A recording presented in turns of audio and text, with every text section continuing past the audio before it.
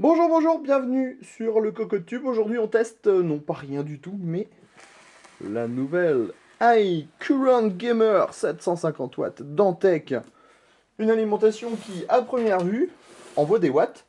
Logique, 750 watts. Ça claque hein, au niveau de la boîte, c'est noir, c'est rouge. C'est pour le gamer, on ouvre ça, hop, on n'a pas déballé, on sait pas ce qu'il y a dedans.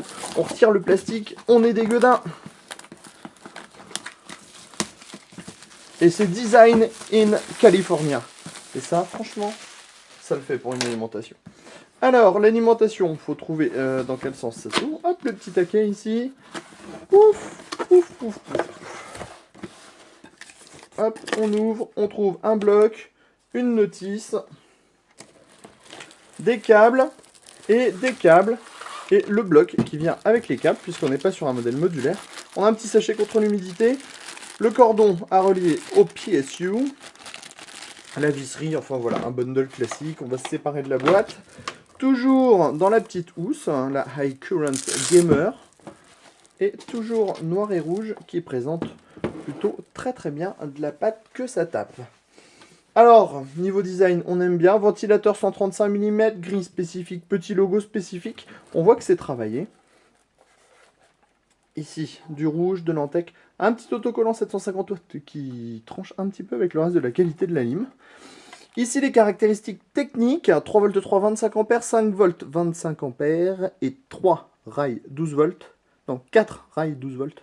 4 rails 12 volts de 40 ampères. Pour une 750 watts, très clairement, 4 rails de 40 ampères, ça le fait un petit peu. Certification 80 plus bronze, toujours notre 750 watts. Le rouge, le noir. Au niveau de la connectique, eh ben c'est bien, c'est regroupé en deux brins. Pour une fois, on va pas y passer des heures à tout détacher. Ah, on retire le premier collier. Toujours des bons colliers chez Antec, et ça c'est agréable.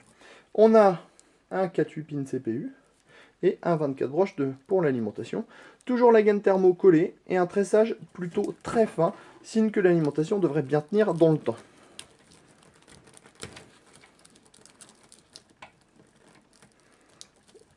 Oui, les colliers ils sont tellement bien faits que des fois on a du mal à les retirer. Il faut pousser tout en tirant. Alors ça, c'est d'un compliqué. Surtout pour un homme qui, la plupart du temps, ne sait pas faire deux choses en même temps. Dixit ma femme. Alors, on trouve un premier brin avec deux PCI Express 6 pins plus 8 pins. On en trouve un deuxième. Attendez, hein, c'est qu'on essaie de démêler en même temps. Donc un deuxième PCI Express 6 pins plus 8 pins. Ce qui veut dire qu'on pourra brancher deux cartes graphiques de gros calibre en SLI ou en Crossfire. Et ensuite, on a les câbles plutôt classiques avec ici 3 SATA. Ici, 3 SATA de nouveau. 3 Molex, un floppy. 3 Molex. 3 SATA. Bon, niveau connectique, clairement, il y a de quoi faire. Juste dommage que ce ne soit pas modulaire, parce que nous, on préfère clairement les alimentations modulaires. En attendant, on va vous dire que la lime va être testée très bientôt sur Cocoteland, avec d'autres modèles d'une même puissance, donc de 650 à 1000 watts, comme toujours. Mais n'oubliez pas, on vous prépare du comparatif 1200 watts, et on vous dit à bientôt sur votre code Tube.